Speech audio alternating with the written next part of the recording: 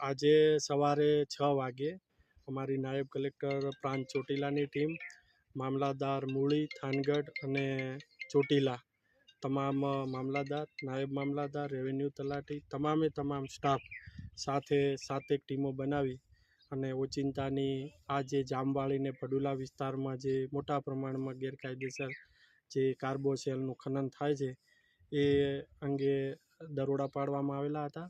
અને આ દરોડા દરમિયાન જે લાઈવ સવારે ચાલુ જ કર્યું ને અમે પહોંચી ગયેલા, એટલે મજૂર પણ અંદર હતા, એ મજૂર પણ કાઢ્યા અને મોટા પ્રમાણની અંદર લગભગ 150થી પણ વધુ એ કૂવા છે, ચરખી છે, એની જે મશીનરી આવે છે એ મળી આવી છે.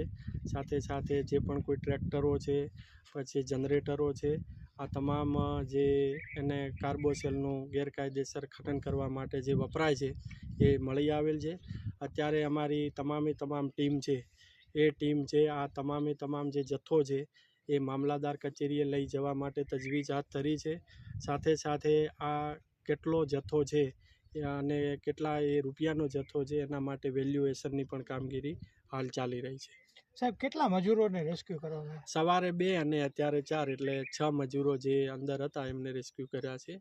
અને એ પણ અહીંયા ખાતરી કરી છે કે હવે કોઈ છે નહીં, તો કે અત્યારે કોઈ માહિતી નથી કે અંદર હોય. કેટલા સાહેબ આમાં આ વિસ્તારમાં કેટલા મજૂરો આમ રાઉન્ડ અપ કર્યા હશે? લગભગ જે મજૂરો છે એ મજૂરો તો ઘણા છે, એક્ઝેક્ટ તો આંકડો નથી, પણ આજુબાજુ 300થી 400 જેવા મજૂરો છે એ દેખાઈ આવે છે.